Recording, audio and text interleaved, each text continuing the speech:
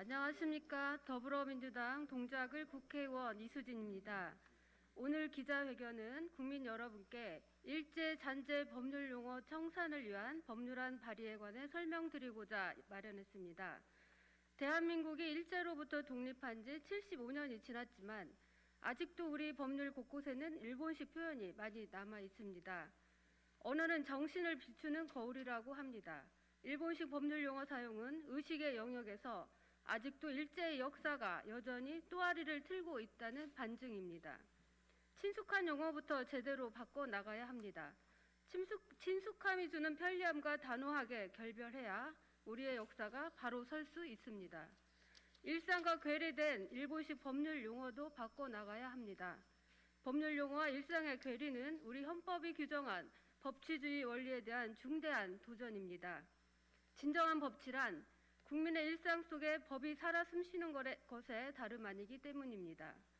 이러한 문제의식에서 더불어민주당 일제 잔재 법률 용어 청산을 위한 국회의원 모임 의원들은 우리 법률에 남아있는 일본식 표현들을 올바른 우리말 표현으로 바꿔가겠습니다. 법이 서민의 곁에서 약자를 보호할 수 있도록 하나하나 고쳐가겠습니다. 오늘 이 자리에서는 그간의 일제 잔재를 청산하기 위한 121건의 법률안 발의 성과와 노력을 알리고자 합니다. 앞으로 많은 관심과 지지를 부탁드립니다. 다음으로 일제 잔재 법률 용어 청산을 위한 국회의원 모임 대표이신 정청래 의원님께서 모두 발언을 하시겠습니다.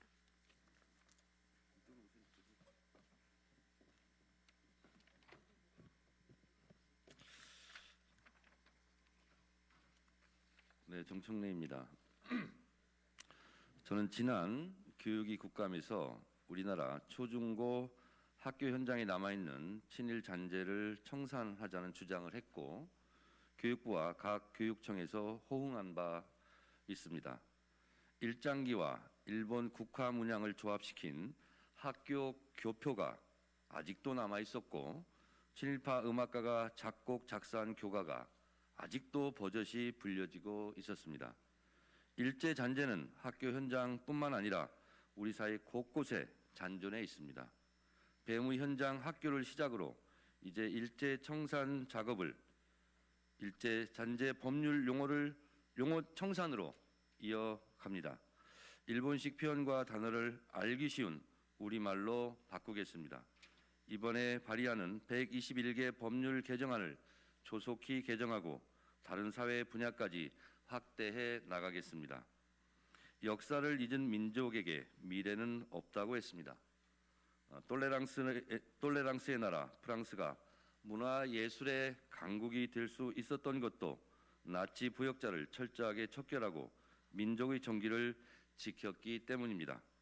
대한민국의 민족 정기를 바로 세우는 첫걸음을 여러 초선 국회의원님들과 함께 시작할 수 있어서 매우 기쁩니다. 열심히 하겠습니다. 감사합니다. 감사합니다. 다음은 일제 잔재 법률 용어 청산을 위한 국회의원 모임 회원들이신 우리 의원님들께서 기자회견문을 낭독하시겠습니다.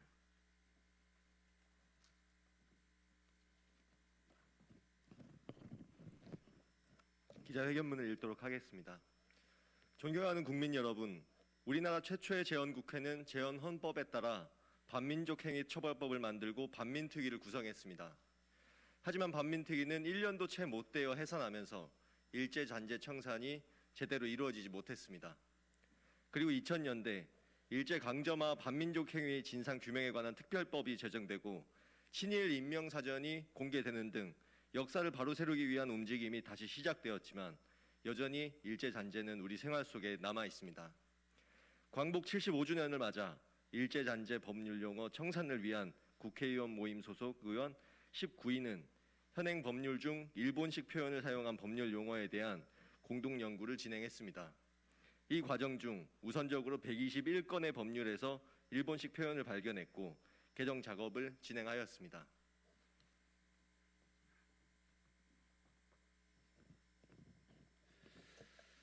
네, 언어는 민족의 얼과 문화를 비추는 거울입니다. 올바른 우리말을 사용해야 우리의 얼과 문화가 바로 설 수 있습니다. 하지만 우리의 일상 언어 속에 아직도 일본식 표현이 많이 남아 있습니다. 이러한 표현이 친숙함을 이유로 법률 속에도 버젓이 자리 잡고 있는 것이 현실입니다. 가만하다라는 일본식 표현이 아니라 생각하다라는 우리말을 사용해야 합니다. 고아원이 아니라 보육원이 올바른 법률 용어입니다. 친숙한 용어뿐만이 아니라 생소한 일본식 법률 용어 사용의 문제도 매우 심각합니다. 대한민국 헌법의 가장 중요한 기본 원리는 법치주의입니다. 진정한 법치란 국민의 일상 속에서 법이 살아 숨쉬는 것을 의미합니다. 일상 속에서의 돌봄과 간병이 법률 속에서는 계호로 둔갑됩니다.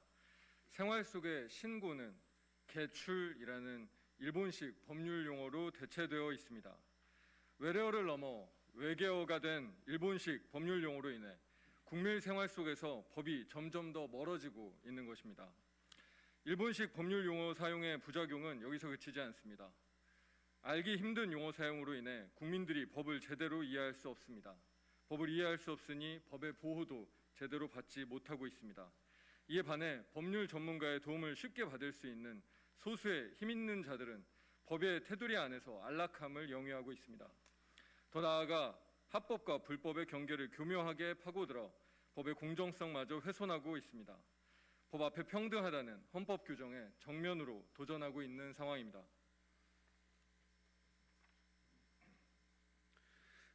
이번 개정을 통해 우리 법을 명실상부한 우리 대한민국의 법으로 다시 태어나게 하겠습니다. 또한 국민과 가까이 있고 약자를 보호하는 진정한 우리 국민의 법으로 다시 태어나게 할 것입니다. 이제 시작일 뿐입니다. 일제잔재 법률용어 청산을 위한 국회의원 모임은 앞으로 더욱 노력해서 우리 법률 속에 남아있는 일제의 잔재를 하나하나 바꿔가겠습니다.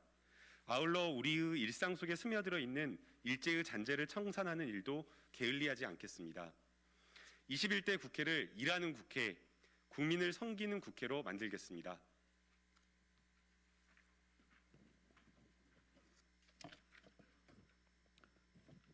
얼마 전 공수처법, 국정원법, 경찰법 개정안 등 권력기관 개혁 3법을 통과시켰습니다.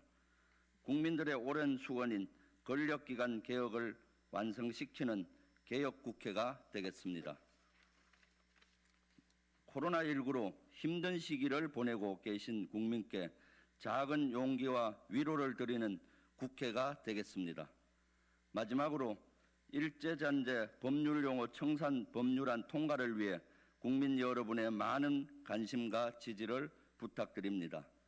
2020년 12월 17일 일제잔재 법률용어 청산을 위한 국회의원 모임 대표 정청래, 김남국, 김민철, 김병주, 신현영, 오기형, 오영환, 이성만, 이수진, 이용우, 이원택, 임호경, 임호선, 장경태, 장철민, 주철현, 최혜영, 한준호, 홍성국 의원이 같이 했습니다. 감사합니다.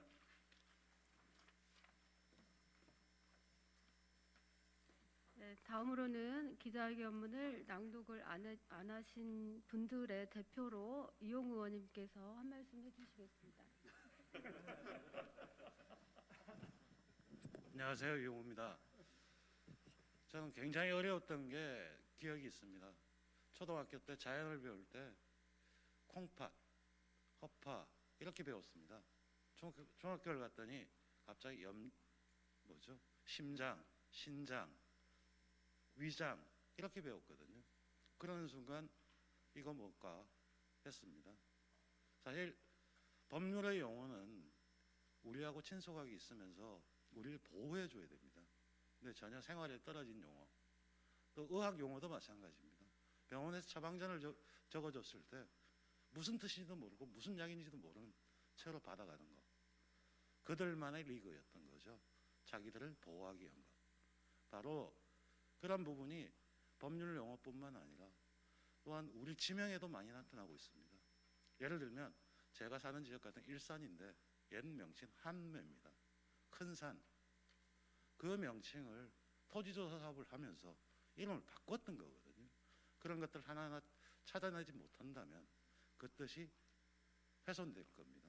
바로 우리 생활 용어부터 우리말, 우리 글, 우리 뜻을 살려서 하는 것이고, 이 모임 자체가 법률 용어뿐만 아니라 민주주의 소통을 위한 가장 기초가 되지 않을까 싶습니다. 고맙습니다. 감사합니다. 말씀을 더 잘하십니다. 예.